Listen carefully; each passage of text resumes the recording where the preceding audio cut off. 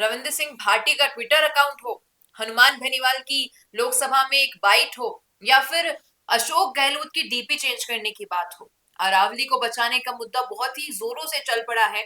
लेकिन सोचने वाली बात है, क्या तमाम नेताओं को और जो जनता हमें देख रही है, इन सभी को पता है कि अरावली के जाने से कितने क्षेत्र प्रभावित होंगे, पर्यावरण पर क्या असर पड़ेगा, अभियान पे क्या असर पड़ेगा और तमाम सारी चीजों पर क्या असर पड़ेगा जो राजस्थान में अभी है। लेकिन अगर अरावली कट गई, जो 100 मीटर से नीचे अरावली को हटाने की बात चल रही है और जो निर्देश जारी किए गए हैं, ऐसा अगर वाक्य में हो जाता है राजस्थान में, तो कितना राजस्थान को झेलना पड़ेगा। आज इसी विषय पर हम चर्चा करेंगे, तो वीडियो के अंत तक बने रहिएगा, आपको बहुत कुछ जानने को मिलेगा आज इस वीडियो में। नमस्कार, मैं हूं अंकिता और आप देख रहे हैं द फैक्ट इंडिया। मेरे साथ इस वक्त वरिष्ठ पत्रकार वरुण बंसाली यहाँ पर है। सर, अरावली का ये निर्देश आया था 20 नवंबर को, उसके बाद से कुछ लोगों को तो पता नहीं था, लेकिन धीरे धीरे सोशल मीडिया पर जब ये चीज पॉपुलर होने लगी, तो आप देखिए आज हर नागरिक की स्टोरी और स्टेटस पे ये चीज दिख रही है कि अरावली को बचाओ। कई इन्फ्लुएंसर्स, कई नेता, कई पॉलिटिशियंस जहां मौका मिल रहा है वहां पर इसको बचाने की बातचीत कर रहे हैं। पूर्व मुख्यमंत्री अशोक गहलोत साहब ने तो डीपी चेंज कर दिया और लिख दिया है आप सभी अपनी डीपी चेंज करिए, और उनसे प्रभावित होकर कई लोगों ने डीपी भी चेंज की है। हाल ही में लोकसभा में हनुमान बेनीवाल को मौका मिला तो उन्होंने भी लोकसभा मतलब संसद के भवन के बाहर मीडिया से बातचीत के दौरान भी कहा कि अरावली को बचाना बहुत जरूरी है। और रविंद्र सिंह भाटी को तो हम देखे प्रेस वार्ता भी की है और अपने एक्स अकाउंट पे काफी कुछ डाला भी है। अगर इतना कुछ अगेंस्ट में है अरावली को कटवाने के, तो फिर क्यों एक्शन नहीं लिया जा रहा है? रुकिए और जरा ध्यान से सुनिए। क्या आप हमारी इन खबरों से अपने व्यापार को भी बढ़ाना चाहते हैं? तो आप भी खबरों के दौरान इस तरह के एलिमेंट्स पर अपना विज्ञापन दे सकते हैं, या फिर ऐसे खबर के 1 मिनट बाद अपना पूरा विज्ञापन डलवाएं, जो कि 8 लाख से ज्यादा सब्सक्राइबर्स और फॉलोअर्स वाले द फैक्ट इंडिया चैनल्स और पेजेस से राजस्थान के कोने कोने में पहुंचेगा, और इससे आपका व्यापार, ब्रांड सब कुछ बढ़ेगा। देखिए, समझने वाली बात यह है कि अरावली बहुत बड़ा मुद्दा हो चुका है, बट इस मुद्दे के बारे में अभी तक भी बहुत सारे लोग नहीं जान रहे। तो पहले तो आज इस वीडियो में हम डिकोड करेंगे कि आखिर ये अरावली वाला मुद्दा प्रॉपरली है क्या। जी, सुप्रीम कोर्ट का आदेश में आखिर लिखा क्या है, अरावली कितने स्टेट्स में है, उसके अंदर क्या कुछ आ रहा है, और ऊपरी तौर से जो बात बताई जा रही है कि 90 से ज्यादा % अरावली जो है वो 100 मीटर के नीचे ही है, और उस पर अगर खनन हो जाता है तो अरावली बर्बाद हो जाएगी।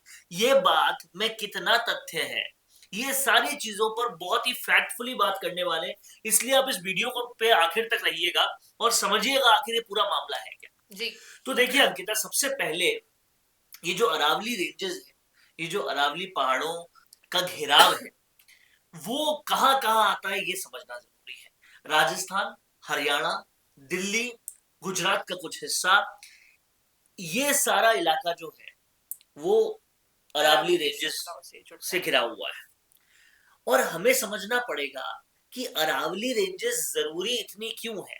आप समझिए, थार रेगिस्तान और ज्यादा फैल जाता अगर अरावली से घिरा हुआ नहीं होता। तो अगर अरावली नहीं होती तो फिर धूल मिट्टी से बहुत सारी चीजें और ज्यादा बर्बाद हो जाती, और आगे तक भी ये जो बर्बादी है वो जाती। अरावली ने एक तरह से घेर के रखा हुआ है।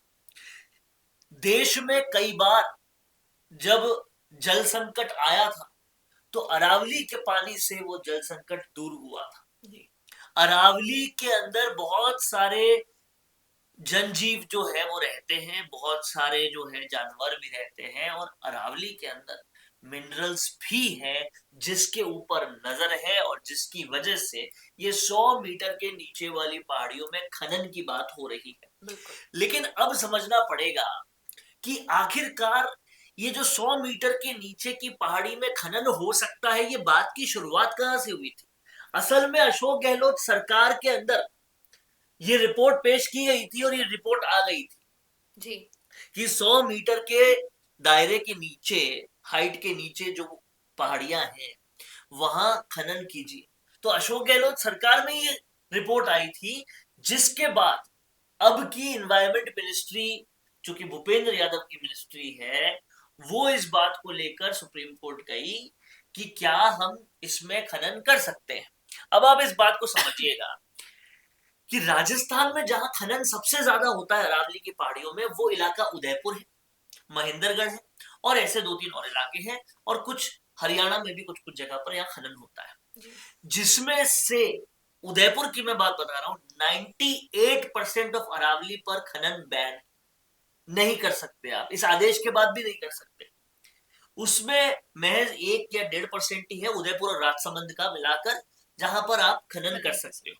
सुप्रीम कोर्ट का जो आदेश आया, वो आदेश भी ये है कि अभ्यारण्य वाले क्षेत्रों में, चाहे 100 मीटर से बड़ा हो चाहे छोटा हो, आप नहीं कर सकते खनन। फिर जो प्रोटेक्टेड क्षेत्र है, आप नहीं कर सकते खनन। और सुप्रीम कोर्ट ने यहाँ पर एनवायरमेंट मिनिस्ट्री को निर्देश दिए हैं अपने ऑर्डर के अंदर कि आप सस्टेनेबल माइनिंग कैसे करोगे, पहले ये हमें बताओ, फिर माइनिंग की इजाजत होगी। सस्टेनेबल माइनिंग का यह मतलब होता है कि बिना ज्यादा एनवायरमेंट को नुकसान पहुंचाए कैसे माइनिंग हो सकती है, ये देखिए। तो ये बात पूरी तरह से गलत है कि जितना भी 100 मीटर के नीचे होगा उन सब में माइनिंग हो जाएगी।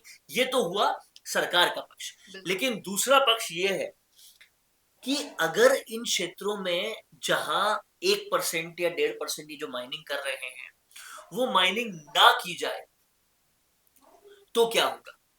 देखिए, देश के विकास के लिए रेवेन्यूज भी जरूरी है, और आज जो नेचुरल संपदा है उसमें अगर सस्टेनेबल तरीके से वो चीजें निकले तो कहीं ना कहीं देश का एक तरह से विकास होगा, और सरकार का रेवेन्यू भी बहुत माइनिंग से आता है, वो भी बढ़ेगा। लेकिन यहाँ पर सस्टेनेबिलिटी की बात जरूरी है। तो सुप्रीम कोर्ट ने जो दिशा निर्देश दिए हैं कि सस्टेनेबल माइनिंग कैसे होगी, ये अब एनवायरमेंट मिनिस्ट्री को देखना जरूरी है। और नागरिक होते हुए हमारा ये कर्तव्य बनता है कि हम इस खबर की तह तक जाएं और ये देखें कि एनवायरमेंट मिनिस्ट्री अब क्या जवाब देती है सुप्रीम कोर्ट को, और कैसे इसे सस्टेनेबल माइनिंग बनाती है, जिससे कि हमारा एनवायरमेंट भी नुकसान ना हो और कहीं ना कहीं हमारे देश को रेवेन्यूज भी मिले। ये दोनों चीजें हमें देखनी होगी। हालांकि सरकार के पक्ष में तो सरकार ने ये कहा है कि चाहे 100 मीटर के नीचे की पहाड़ियां भी है, लेकिन जो अभ्यारण्य का क्षेत्र है, जहां अभ्यारण्य है, जहां टाइगर रिजर्व है, जिसमें केला देवी से लेकर सरिस्का से लेकर अलवर का जो सरिस्का है, और भी राजस्थान के कई बड़े अभ्यारण्य आते हैं, नाहरगढ़ भी आता है जयपुर का, उन इलाकों का जो अरावली है वहां पर 100 मीटर के नीचे भी होगा तो भी यहाँ माइनिंग की इजाजत नहीं होगी, ये रेस्ट्रिक्टेड क्षेत्र ही रहेगा। ये हाल में भूपेंद्र यादव जो एनवायरमेंट मिनिस्टर हैं, उन्होंने इस बात को क्लियर किया है।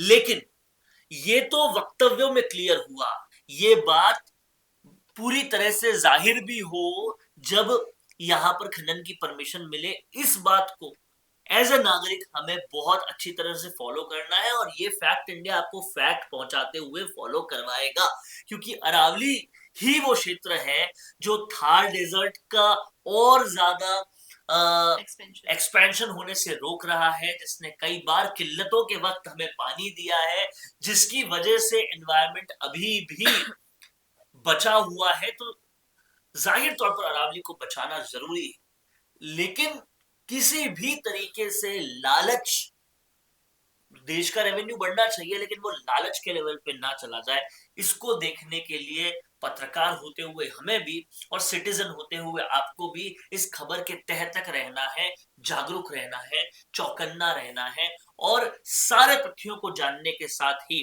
अरावली को बचाना है, अनडाउटेडली बचाना है, और निष्पक्ष तरीके से बचाना है। बिल्कुल सर, अब गौर करें, जैसे कि हम जयपुर में रहते हैं, और जयपुर का जो क्षेत्र है, कुछ जो कच्ची बस्ती आती है या फिर जो नारगढ़ रोड आती है, वहां पर लोग रह रहे हैं पहाड़ी के जस्ट नीचे, तो क्या उन पर भी इस चीज का कोई प्रभाव पड़ने वाला है? देखिए, पहली बात तो पहाड़ी के नीचे रहना पूरी तरह से अवैध है, क्योंकि कहीं पर भी कोई भी नेचुरल कैलामिटी हुई, उनका सबसे पहला खतरा उन्हीं पे मंडरा रहा है, तो वो कॉलोनी अवैध है, इसमें कोई दो राय नहीं। कोई भी पहाड़ी के नीचे या कोई भी नदी के बिल्कुल, लेक के बिल्कुल पास में रहना, वो डूब क्षेत्र या पहाड़ी क्षेत्र आता है, इसमें रहना खतरे से भी खाली नहीं है और लीगल तौर पे भी ये इलीगल है। तो वहां तो चाहे झालाना कच्ची बस्ती हो या दूसरी कच्ची बस्तियां हो, ये पूरी तरह से इलीगल है, लेकिन वोट की राजनीति के तहत इनको हटाया नहीं जाता है, जो कुछ भी होता है। तो कहीं ना कहीं ये भी देखना पड़ेगा। और जो आज हम कहते हैं कि सिविल लाइंस में लेपर्ड घुस गया, बिल्कुल हमारे जेलन मार्ग पे लेपर्ड घुस गया, उसकी वजह क्या गलती उन लेपर्ड्स की? नहीं, गलती हमारी। हम उनके क्षेत्रों में घुसेंगे तो वो उनको रहने के लिए जगह कहाँ मिलेगी? वो जाएंगे ही जाएंगे। इसीलिए हमारे जीव जंतु, हमारे एनिमल्स को भी बचाना जरूरी है और एनवायरनमेंट को भी बचाना जरूरी है और देश के विकास के लिए रेवेन्यूज भी होना जरूरी है। इन सारी चीजों का समावेश करके फैक्ट्स पे बात करते हुए जागरूक रहना, चौकन्ना रहना और एनवायरनमेंट्स को बचाना भी हमारे लिए जरूरी है, क्योंकि जनतंत्र है, जनता हम हैं और जनतंत्र में जनता ही मालिक होती है। बिल्कुल सर, जैसा कि अभी तक सोशल मीडिया पर या मीडिया में जो कुछ आ रहा था कि 80 से 90% अरावली की रेंज चली जाएगी, कम से कम 1000 से 12,000 श्रृंखलाएं कट जाएगी। देखिए, ये वो बातें हैं जो पूरा ऑर्डर पढ़े बिना बात हो रही है। अभी सुप्रीम कोर्ट ने आज की डेट में जो वो ऑर्डर स्टैंड कर रहा है, एनवायरमेंट मिनिस्ट्री को ये डायरेक्शंस दिए हैं ऑर्डर में कि इस पूरे ऑर्डर के बाद आप पहले हमें रिपोर्ट दो कि सस्टेनेबल माइनिंग कैसे होगी। फिर उन्होंने ये कहा है कि 100 मीटर से नीचे भले कितनी भी पहाड़ियां हो, लेकिन अगर वो अभ्यारण्य के अंदर है तो वो नहीं आएगी। तो फिर और कितने प्रतिशत है जो चली जाएगी? देखिए, मैंने आपको बताया कि उदयपुर राजसमंद में 1% के क्षेत्र में माइनिंग हो रही है, उसी 1% में ही जाएगा जो कुछ भी जाएगा, उसके ऊपर नहीं जाएगा।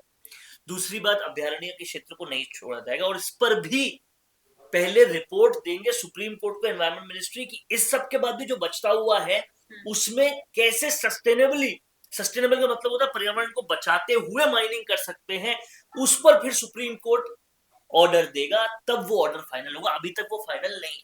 जी, तो अब देखना यही हुआ क्योंकि आगामी कुछ दिनों में आप देखेंगे कि धरने प्रदर्शन होंगे इस मामले को लेकर, विपक्ष सरकार जो है धरातल पर उतरेगी। कई नेता हैं जो सभा में उन्हें मौका मिलेगा तो उस मुद्दे को भी उठाएंगे और क्योंकि जनवरी की शुरुआत में विधानसभा का सत्र भी शुरू होगा तो शायद कई विधायक उस समय भी इस मुद्दे को लेकर विधानसभा में बातचीत करें।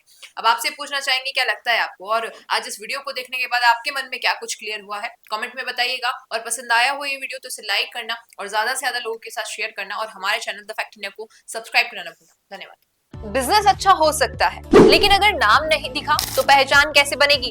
अब टेंशन छोड़िए, द फैक्ट इंडिया आपके बिजनेस को देगा वो पहचान जो पूरे राजस्थान में हर किसी तक पहुंचे। न्यूज चैनल पर विज्ञापन, पॉडकास्ट और प्रमोशन के जरिए आप सीधे 5 लाख सब्सक्राइबर और 10 करोड़ से ज्यादा व्यूज तक अपनी पहुंच बना सकते हैं। तो देर किस बात की, आज ही द फैक्ट इंडिया से जुड़िए और अपने बिजनेस को बनाइए हर घर का नाम।